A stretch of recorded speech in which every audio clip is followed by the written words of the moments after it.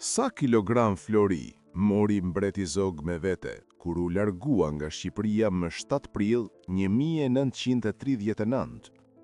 100 kilogram? 200? Apo qindra të tjera që nuk du t'i dim kur? A ishte një akt grabitjeje? Apo një vendim i detyruar në një moment kur shteti po shembej? Dhe mbi të gjitha, a e dim vërtet të vërtetën? Apo kemi jetuar me një mit për dekada?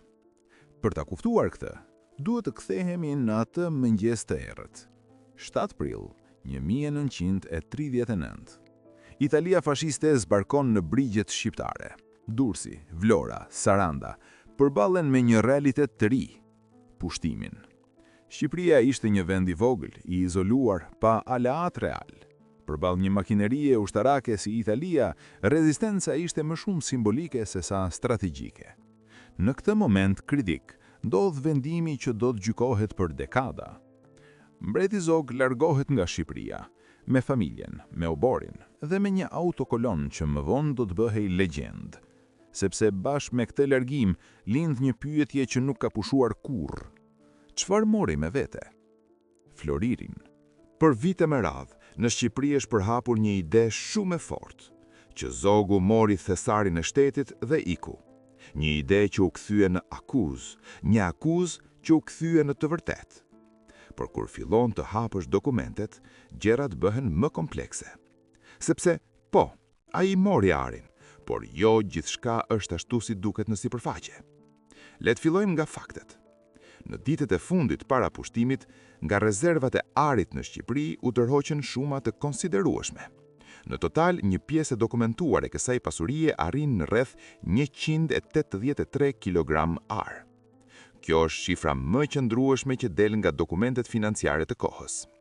Por historia nuk mbaron këtu.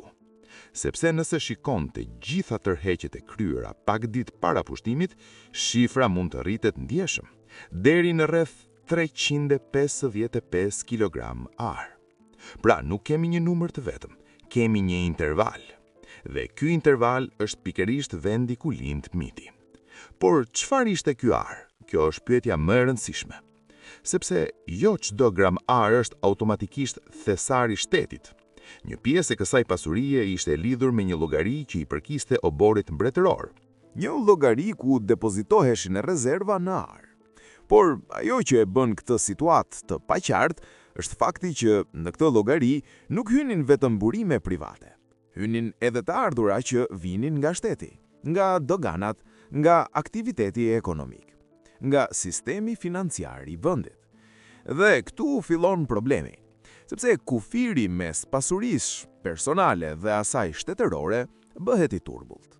Shumë i turbullt. Në teori, një pjesë e këtij ari u tërhoq për një arsye të qartë, për të financuar mbrojtjen e vendit, për të përgatitur forcat e armatosura, për të përballuar një pushtim që dukej i pashmangshëm, por realiteti është i ashpër. Nuk ka prova të forta që kjo sasi ari u përdor realisht për një rezistencë efektive. Shqipëria ra shumë shpejt, rezistenca ishte e fragmentuar dhe nuk pati një organizim të madh ushtarak që të justifikonte shifra kaq të mëdha. Kjo është arsyeja ja pse shumë historian ngrenë dyshime. A u përdori gjithë ky ar për mbrojtje apo një pjesë e tij u mor me vete? Ka edhe një detaj tjetër shumë të rëndësishëm. Në disa nga këto tërheqje nuk ekziston dokumentacioni i plot. Madje në një rast nuk ka as firmë zyrtare. Kjo nuk do të thotë automatikisht që kemi të bëjmë me një grabitje, por do të thotë një gjë tjetër: mungesë transparence.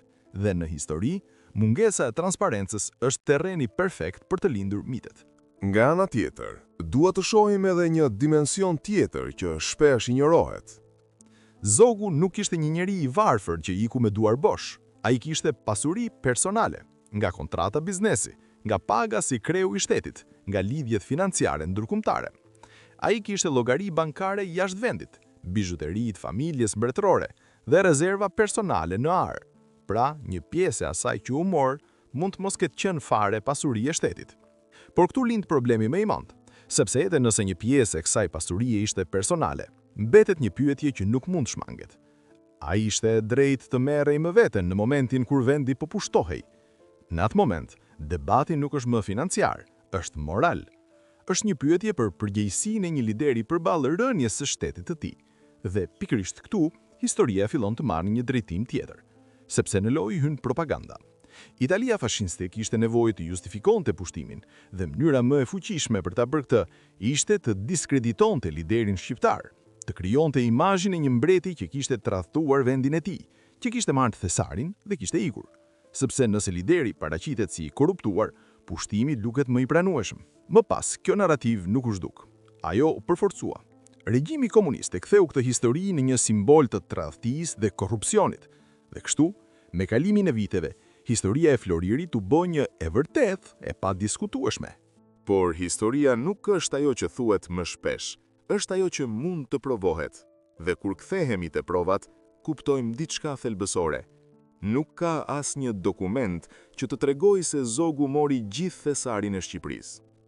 Por, nga ana tjetër, ka mjaftueshëm të dhëna që tregojnë se ai mori një sasi të konsiderueshme ari. Dhe kjo sasi nuk është as e vogël, as e papërfillshme. Pas largimit, kjo pasuri nuk mbeti e paprekur. Ai u përdor për të mbajtur oborrin mbretëror në ekzil, për të financuar aktivitet politik, për të ruajtur lidhje diplomatike në një kohë shumë të vështirë. Madje, në disa raste, familja mbretërore u detyrua të shiste edhe bizhuteri për të përballuar vështirësitë financiare. Dhe kjo është një pikë që shpesh harrohet, sepse nëse pasuria do të kishte qenë aq e madhe sa thuhet, pse do të kishte nevojë të shitej për mbijetesë? Dhe kështu kthehemi te pyetja fillestare. Sa Flori mori mbreti Zog? Përgjigjja më e sinqertë është kjo. Minimumi dokumentuar është rreth 183 kg. Maksimumi i mundshëm, duke përfshirë tërheqjet e fundit, arrin deri në rreth 355 kg. Por, e vërteta më e rëndësishme nuk është numri, është konteksti. Sepse kjo histori nuk ka të bëjë vetëm me arin, ka të bëjë me pushtetin, me përgjegjësinë dhe me vendimet që merren në momentet më kritike të historisë.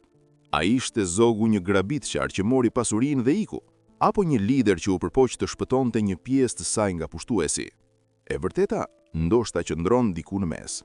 Dhe pikërisht këtu historia nuk mbaron, sepse për ta kuptuar vërtet këtë debat, duhet ta sjellim në kohën tonë, sepse një numër në vetvete nuk thot asgjë.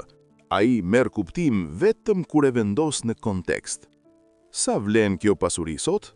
Nëse e përkthejmë në çmimin e arit në vitin 2026, po flasim për rreth 13 deri në 25 milion euro. Një shumë e konsiderueshme, por jo aq e jashtëzakonshme sa duket kur e krahasojmë me realitetin e sotshëm.